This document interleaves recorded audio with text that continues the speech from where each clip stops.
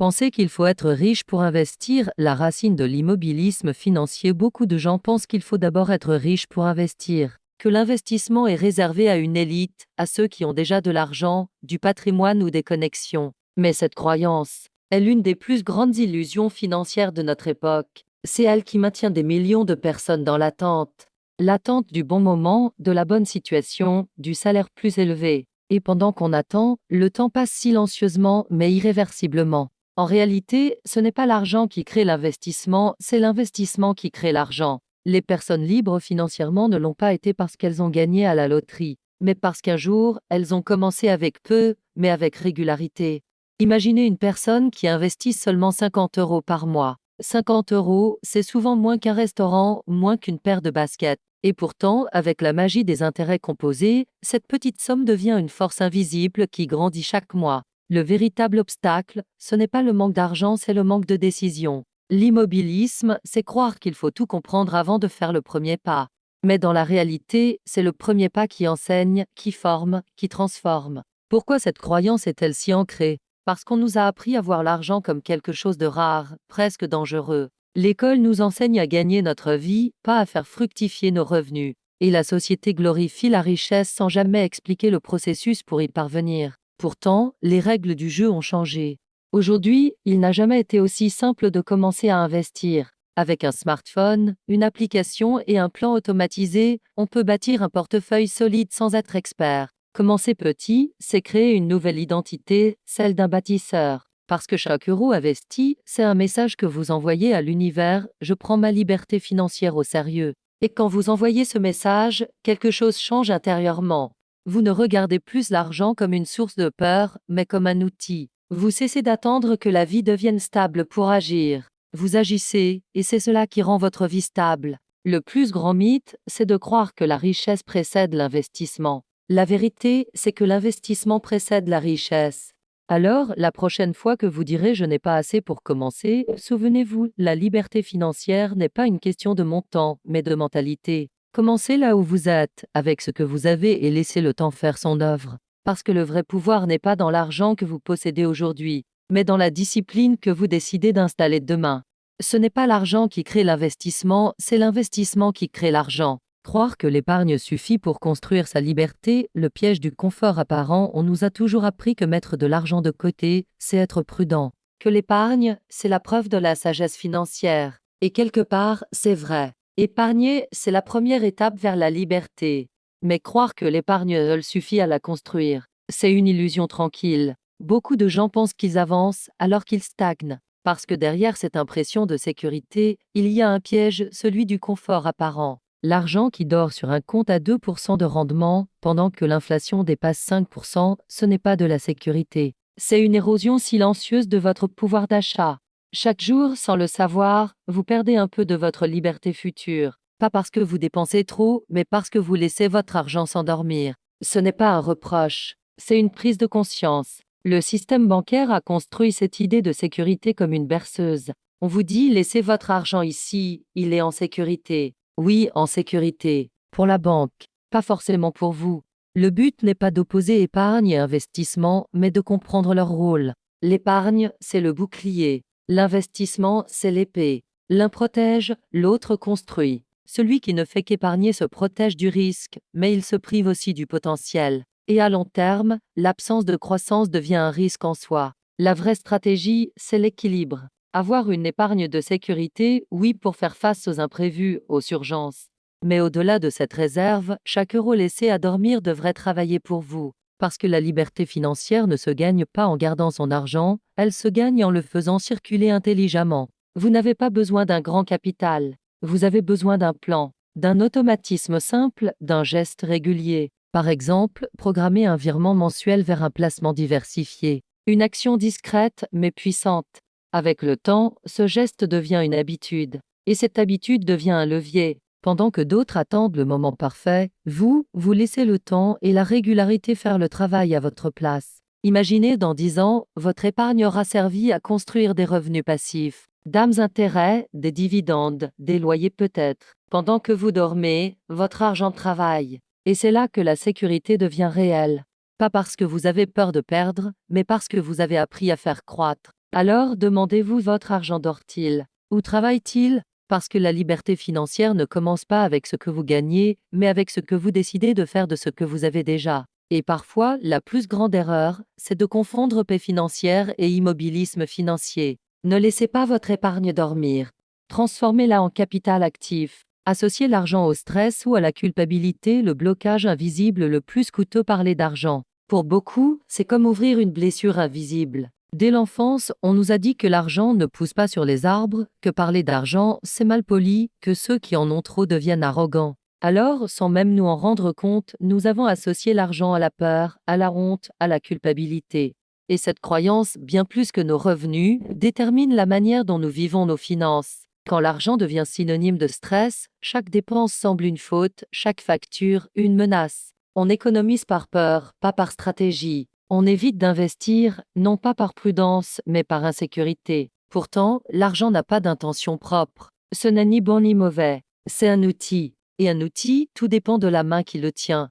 Si vous donnez un marteau à quelqu'un, il peut construire une maison ou briser une vitre. L'argent fonctionne exactement de la même manière. Tant que vous le regardez avec méfiance, il s'éloigne. Mais le jour où vous commencez à le voir comme une énergie neutre, une ressource à gérer, pas à craindre, vous changez toute la dynamique de votre vie financière. Le stress financier n'est pas seulement une question de chiffres, c'est une question d'identité.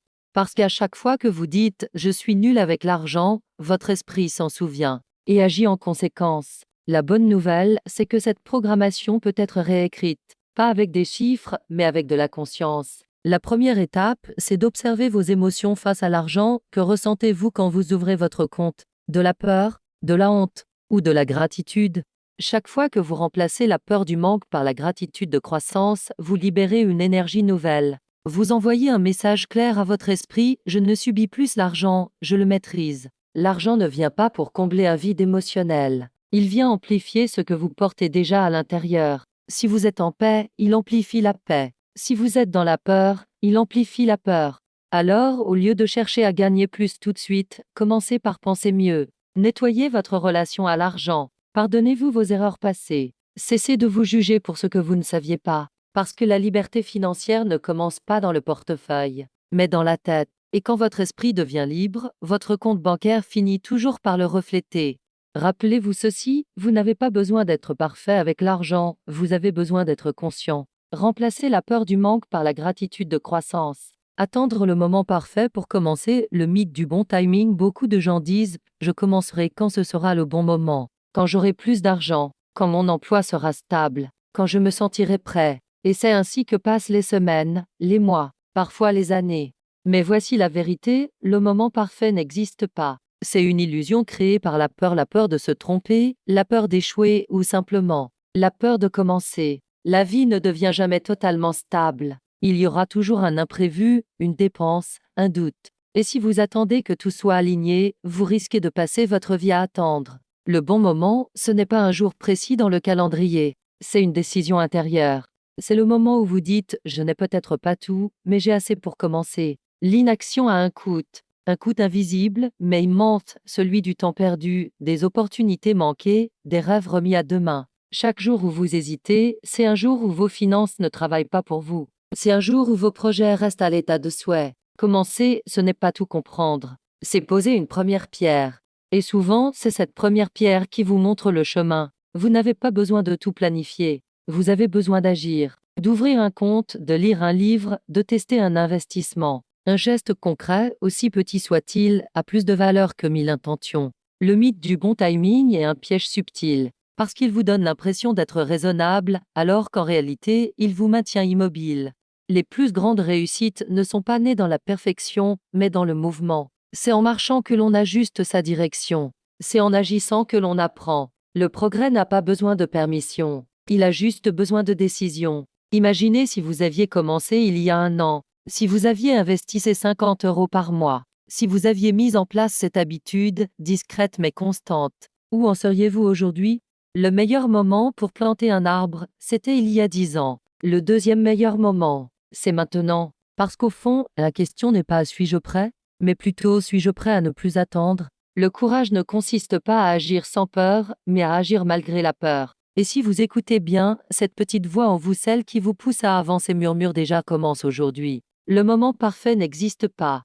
Ce qui change une vie, c'est le moment où vous décidez d'agir. Croire que comprendre la finance demande un diplôme d'expert. Beaucoup de gens pensent que la finance est un langage réservé à une élite, qu'il faut avoir fait une grande école, connaître les chiffres, les graphiques, les marchés. Et à cause de cette croyance, ils se privent du pouvoir de comprendre et de gérer leur propre argent. Mais la vérité, c'est que la finance n'est pas une science inaccessible.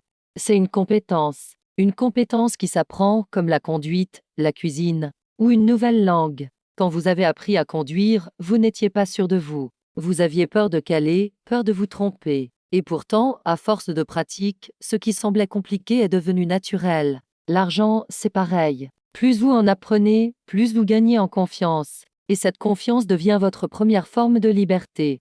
Le système aime entretenir l'idée que c'est trop complexe, parce que plus les gens restent confus, plus ils délèguent leurs décisions à d'autres, à des banques, à des conseillers, à des systèmes. Et souvent, ces systèmes ne travaillent pas pour votre liberté, mais pour leur profit. Pourtant, tout commence par des bases simples: savoir où va votre argent, comprendre la différence entre actif et passif, entre dépenser et investir. Vous n'avez pas besoin d'un diplôme, vous avez besoin de curiosité, d'un peu de discipline et d'un désir sincère de progresser. Lire un livre, écouter un podcast sur la finance, regarder une vidéo par semaine sur les placements. Ces petits gestes répétés créent une compréhension profonde et durable. Et un jour, sans même vous en rendre compte, vous commencerez à penser comme un investisseur, à voir les opportunités là où d'autres voient des obstacles, à bâtir des solutions là où d'autres voient des problèmes. Parce que comprendre la finance, ce n'est pas manipuler des chiffres, c'est comprendre la vie. C'est apprendre à faire travailler votre énergie au lieu de la perdre. L'argent n'est pas un monde fermé, c'est une langue universelle, celle de la valeur, de l'échange, de la croissance. Alors ne laissez plus personne vous faire croire que ce langage n'est pas pour vous. Commencez petit, posez une question, faites une lecture, osez comprendre ce que vous possédez et pourquoi. Parce que chaque connaissance financière que vous gagnez est une peur financière que vous perdez. Et peu à peu, cette confiance nouvelle se transforme en liberté. Liberté de choisir, liberté d'agir, liberté d'arrêter de subir. Rappelez-vous, la connaissance financière n'est pas un privilège. C'est une responsabilité, celle de ne plus être spectateur de votre vie, mais acteur de votre avenir. Apprendre la finance, c'est apprendre la liberté. Pensez que la liberté financière, c'est ne plus jamais travailler. Beaucoup de gens rêvent de liberté financière comme d'une évasion. Ne plus jamais travailler. Ne plus dépendre de personne. Vivre sur une plage, sans horaire, sans contrainte. C'est une belle image, mais souvent une illusion. Parce que la vraie liberté financière n'est pas l'absence de travail, c'est la liberté de choisir son travail. Ce n'est pas fuir l'effort, c'est choisir un effort qui a du sens. Beaucoup de personnes pensent que la richesse consiste à ne rien faire. Mais en réalité, les gens vraiment libres continuent de créer, d'apprendre, de contribuer. La différence, c'est qu'ils le font par plaisir, pas par obligation. Ils ne travaillent plus pour survivre, ils travaillent pour s'exprimer. Le danger de cette illusion hollywoodienne, c'est qu'elle fait croire que le travail est un ennemi. Alors qu'en vérité, le travail peut être un acte spirituel, une forme de création, d'utilité, de contribution au monde. Quand on confond liberté et fuite, on finit par chercher le repos avant d'avoir trouvé le sens. Et ce repos-là devient vite un vide. La liberté financière n'est pas une destination où tout s'arrête, c'est une transition vers une nouvelle manière de vivre, où vous travaillez par choix, dans la direction que vous décidez, avec les valeurs que vous incarnez. C'est le moment où votre argent commence à travailler pour vous, afin que vous puissiez travailler pour ce qui vous inspire. Ce n'est pas la fin du travail, c'est la fin de la peur liée au travail. Imaginez-vous un instant, vous vous levez le matin, non pas parce que vous devez, mais parce que vous voulez. Parce que ce que vous faites a un sens, et que ce sens est plus fort que la fatigue. Voilà ce qu'est la vraie liberté. La liberté financière, c'est avant tout une liberté d'esprit, celle de ne plus dépendre d'un système, d'un patron, d'une peur, celle de créer vos propres règles, votre propre rythme, votre propre mission. Et paradoxalement, c'est souvent à ce moment-là que les gens travaillent avec plus de passion que jamais, parce qu'ils ne cherchent plus à prouver, mais à exprimer. La richesse, ce n'est pas de posséder plus, c'est de choisir mieux. Mieux vos projets, mieux vos partenaires, mieux votre temps. Vous n'avez pas besoin d'arrêter de travailler pour être libre. Vous avez besoin de redéfinir ce que travailler signifie pour vous. Peut-être qu'au fond, la liberté financière n'est pas la promesse d'un repos éternel, mais celle d'une vie en alignement avec votre vérité. Alors, ne cherchez pas à fuir le travail. Cherchez à le transformer, à le rendre juste, équilibré, cohérent avec vos valeurs. Parce que la vraie liberté, ce n'est pas l'absence de contraintes, c'est la présence de sens. La liberté financière, c'est l'indépendance d'esprit avant l'indépendance de revenus. Croire que tout doit aller vite, l'impatience, ennemie du capital durable, nous vivons dans un monde qui veut tout de suite. Résultats rapides, des succès instantanés, des promesses immédiates. Mais la vérité, c'est que ce qui pousse vite, se brise vite, et ce qui dure, prend du temps. Dans la vie comme dans la finance, l'impatience est souvent le plus grand ennemi de la liberté, parce qu'elle pousse à confondre vitesse et progrès. Elle fait croire que celui qui avance lentement est en retard, alors qu'il est simplement en train de construire plus solidement. L'investissement, ce n'est pas un sprint, c'est un marathon, une culture du temps long, de la patience et de la discipline. Chaque graine plantée dans la terre du temps met du temps à germer. Pendant des semaines, rien ne se voit. On pourrait croire qu'il ne se passe rien. Mais sous la surface, les racines se développent. Elles s'enracinent profondément pour pouvoir un jour soutenir quelque chose de grand. C'est la même chose avec votre argent, votre carrière, votre liberté. Ce que vous ne voyez pas tout de suite est souvent ce qui prend le plus de valeur. La patience financière n'est pas une faiblesse, c'est une preuve de vision. Ceux qui veulent tout maintenant finissent souvent par perdre tout demain. Ceux qui acceptent d'attendre construisent des fondations durables. L'impatience, c'est l'illusion du court terme, je veux voir des résultats, sinon je m'arrête. Mais la richesse, la vraie, ne vient pas de la rapidité, elle vient de la constance. Parce que la constance, c'est la foi en mouvement. C'est dire, même si je ne vois rien aujourd'hui, je continue. Les grandes fortunes ne se bâtissent pas en un jour. Les grands arbres ne poussent pas en une saison. Et les esprits libres ne se forment pas dans la précipitation. Si vous voulez récolter demain, vous devez apprendre à semer aujourd'hui même sans garantie, même sans applaudissements. Et c'est souvent quand vous cessez d'attendre des résultats immédiats que les résultats commencent à venir. Parce que la patience attire la stabilité, et la stabilité attire la croissance. Dans un monde où tout le monde court, celui qui reste calme avance différemment. Il voit plus clair, il agit plus juste, il va plus loin. Alors si vous voulez construire un capital durable, ralentissez, écoutez le temps. Faites confiance au processus, parce que le succès qui dure est toujours celui qui s'est enraciné lentement. Et au fond, la liberté financière n'est rien d'autre que la récompense silencieuse de la patience quotidienne. Planter un arbre aujourd'hui, c'est accepter de profiter de son ombre demain.